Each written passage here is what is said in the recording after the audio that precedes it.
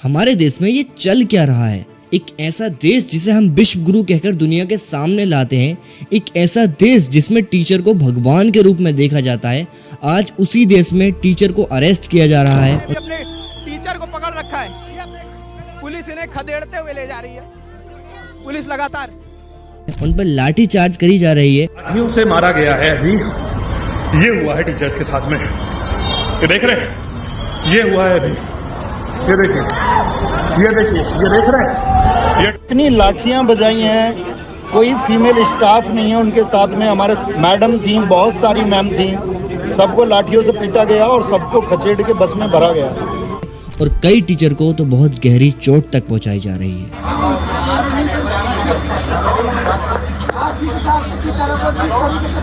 क्या ये वही भारत है जिसका सपना हम सब ने देखा था? जब एक टीचर जो रोशनी देता है, डायरेक्शन देता है, और वही टीचर जब अपने बच्चों के लिए प्रोटेस्ट करता है तो उसे बदले में क्या मिलता है?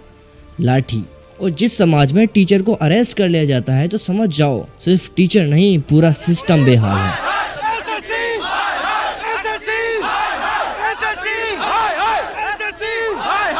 ये प्रोटेस्ट सिर्फ एसएससी के इशू की वजह से नहीं था, ये हर एक स्टूडेंट की चीख थी जो हर रोज इस सिस्टम से धोखा खा रहा है। हर एक उस माँ बाप की चिंता थी जिन्होंने अपनी सारी उम्मीदें एक सरकारी नौकरी के सपने में जोड़ रखी हैं। आइए समझने की कोशिश करते हैं कि जिन स्टूडेंट पर लाठी चार्ज करी गई, जिन टीचर्स को अरेस्ट तक कर लिया गया, उनकी गलती क्या थी। 31 जुलाई 2025 ये कोई आम दिन नहीं था। ये वो दिन था जहां पर गुरु और शिष्य दोनों रोड पर न्याय के लिए लड़ रहे थे। हाथों में बुक्स नहीं, प्रोटेस्ट के बैनर थे। जुबान पर सिलेबस नहीं, न्याय की चीख थी। एसएससी सीजीएल जो हर साल करोड़ों स्टूडेंट के लिए एक सपना लेकर आता है, और वो इस साल भी लेकर आया था, लेकिन इस साल वो साथ में भी लेकर आया था ग्लिचेस, डिसअपॉइंटमेंट और फ्रॉड। एक स्टूडेंट का कल सुबह का एग्जाम था, तो आज की रात में उसे 1 बजे मैसेज आता है कि आपका एग्जाम कल कैंसिल हो गया है। अब ऑब्वियस सी बात है, किसी बच्चे का इतना बड़ा एग्जाम है तो वो रात में 1 बजे बैठ के फोन तो चेक करेगा नहीं, या तो वो उस टाइम सो रहा होगा या फिर उस टाइम पढ़ रहा होगा। और अगली सुबह जब वो उठा तो अपने फोन की बिना नोटिफिकेशन चेक करे वो एग्जाम देने के लिए चला गया। जब वो सेंटर पर पहुंचा तो उसने देखा कि मेरा सेंटर बंद पड़ा है। तब जाकर उसे पता चला कि मेरा एग्जाम कैंसिल हो गया है। अब तुम इतने बड़े एग्जाम की फैसिलिटी देख रहे हो और एक सेंटर पर, तो हद ही हो गई है। जब बच्चे एग्जाम कर रहे थे तो एग्जाम के दौरान ही बीच में लाइट कट ऑफ हो गई और पूरा सिस्टम बंद हो गए, और जिससे सारे बच्चों का एग्जाम खराब हो गया। देखो दोस्त, ये पटना का सेंटर है, स्वामी सीता स्वामी कोई सेंटर है, और यहाँ पे बीच एग्जाम में कम से कम 10 से 15 मिनट के लिए सबका समय रुक गया है। एग्जाम नहीं चल रहा था, पूरा सिस्टम लॉक हो गया था। और इतना सब होने के बाद भी कोई अकाउंटेबिलिटी नहीं। और जब इन चीजों पर कोई कार्रवाई नहीं हुई तो इसी चीज को प्रोटेस्ट करने के लिए हमारे टीचर और हमारे स्टूडेंट रोड पर उतरे।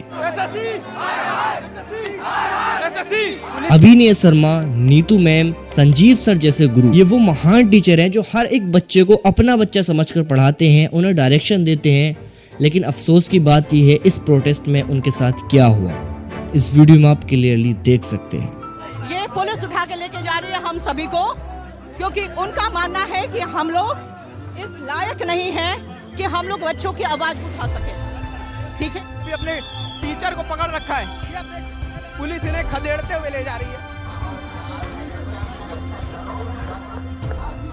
आज के टाइम में हर स्टूडेंट और हर टीचर का यही सवाल है कि सिस्टम से सवाल करना एक गुनाह हो गया है। जिन टीचर्स और जिन स्टूडेंट पर बेरहमी से लाठी चार्ज करा गया, उनकी सिर्फ ये 7 सिंपल मांगे थी। पहली मांग थी एग्जीक्यूटिव कंपनी को हटाओ। ये एसएससी का वो संस्था, वो कंपनी एग्जाम करा रही है जिसको ऑलरेडी 3 स्टेट में बैन कर दिया गया। तुरंत इस कंपनी से टेंडर छीना जाए।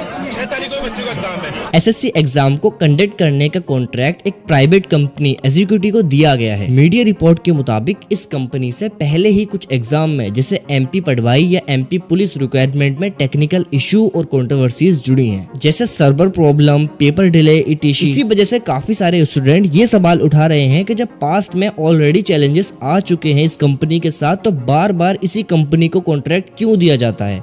तो काफी सारे स्टूडेंट की ये मांग थी कि एजुकेटी कंपनी को हटाया जाए, कॉन्ट्रैक्ट किसी और कंपनी को दिया जाए और वो कंपनी ऐसी हो जिस पर हम आंख बंद करके भरोसा कर सके। दूसरी मांग थी फिक्स कैलेंडर लाओ, एग्जाम और रिजल्ट दोनों का। हर बार स्टूडेंट को ये पता ही नहीं होता है एग्जाम कब आएगा, रिजल्ट कब आएगा, कभी डेट पोस्टपोन, कभी पेपर डिले, तो कभी रिजल्ट 6 से 8 महीने बाद आ रहा है। इस अनक्लैरिटी में स्टूडेंट मेंटली थक जाता है। एस्पिरेंट बस इतना मांग रहे हैं एक ऑफिशियल एसएससी कैलेंडर जिसमें हर साल एग्जाम और रिजल्ट की डेट फिक्स हो जैसे यूपीएससी करता है। तीसरी मांग थी नॉर्मलाइजेशन के प्रोसेस को क्लियर करो। जब सारे एग्जाम अलग अलग शिफ्ट में होते हैं तो एसएससी मार्क्स को एडजस्ट करता है, इसे कहते हैं नॉर्मलाइजेशन। लेकिन एसएससी ये कभी बताता ही नहीं है कि किस लॉजिक से मार्क्स कम हो रहे हैं या किस लॉजिक से मार्क्स ज्यादा हो रहे हैं। स्टूडेंट चाहते हैं कि एसएससी क्लियर बताए कि मार्क्स कैसे काउंट हो रहे हैं। चौथी मांग थी क्वेश्चन पेपर में गलती मत करो। कई बार ऐसा देखा गया है कि एग्जाम में ऐसे क्वेश्चन पूछे जाते हैं जिसका आंसर ही गलत होता है या फिर दो आंसर सही होते हैं, या फिर ऐसे क्वेश्चन एग्जाम में दिए जाते हैं जिसका एसएससी से दूर दूर तक कोई रिश्ता नहीं होता है।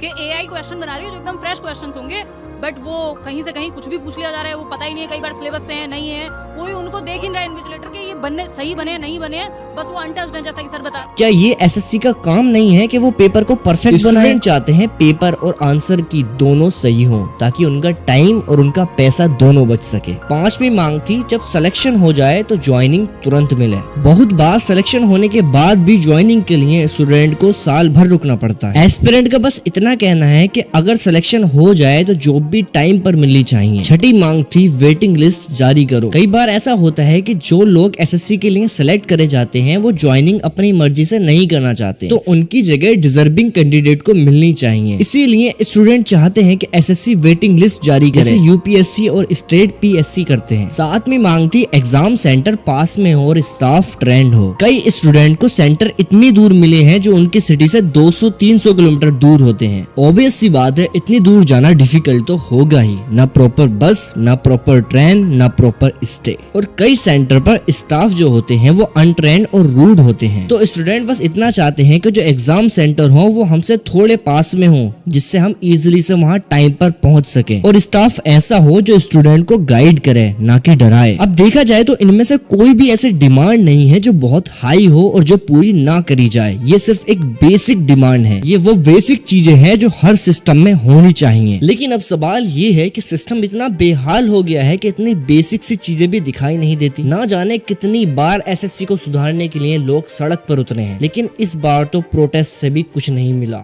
सिवाय लाठीचार्ज के, गालियों के, हरेसमेंट के। दिल्ली पुलिस ने शांति से प्रोटेस्ट कर रहे टीचर्स और स्टूडेंट्स को रोका, कुछ को गिरफ्तार किया और कुछ को बस में भर के ले गए। क्या बेहूदी हरकत है। इन्हें ये दिख नहीं रहा कि सामने वाला एक क्रिमिनल नहीं, एक टीचर है, एक गुरु है। ये बदतमीजी करेंगे हमारे साथ में। इनको पढ़ा करके डिपार्टमेंट में हमने भेजा है, इनको पढ़ा करके हमने भेजा है, हमारे साथ बदतमीजी करेंगे, बच्चों के साथ गलत करेंगे। अरे हट।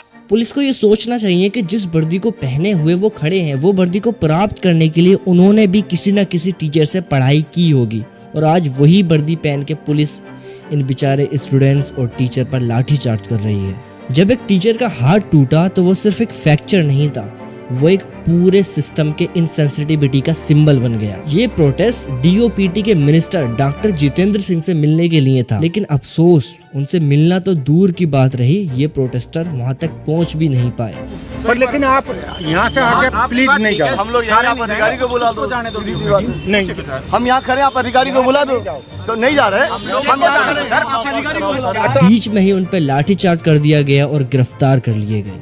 लेकिन ये वक्त हमारा चुप बैठने का नहीं है। अब सवाल ये नहीं है कि एग्जाम कब होगा, सवाल ये है कि अब सिस्टम कब सुधरेगा। और सिस्टम तभी सुधरेगा जब हम और आप सोशल मीडिया का सही इस्तेमाल करेंगे। ये वो वक्त है जो हर स्टूडेंट को अपने स्मार्टफोन से रेवोल्यूशन लाना है। जस्टिस फॉर स्टूडेंट और जस्टिस फॉर टीचर को ट्रेंड पर लाओ। अपना फ्रस्ट्रेशन एक्सप्रेस करो, लेकिन स्मार्टली। और ये बात मेरी ध्यान रखो, जब तक हम अपने लिए नहीं बोलेंगे जब तक हमारे लिए कोई नहीं बोल सकता। इस वक्त सोशल मीडिया सिर्फ टाइम पास नहीं है, ये एक वेपन है जिसमें इतनी पावर है कि ये पूरे सिस्टम को हिला सकती है। बस हमें और आपको स्मार्टली वर्क करना है। ये वीडियो सिर्फ एक नॉर्मल वीडियो नहीं है, ये एक आवाज है उन सब की आवाज जो अब तक चुप बैठे हैं। लेकिन अब चुप बैठने की बारी नहीं है।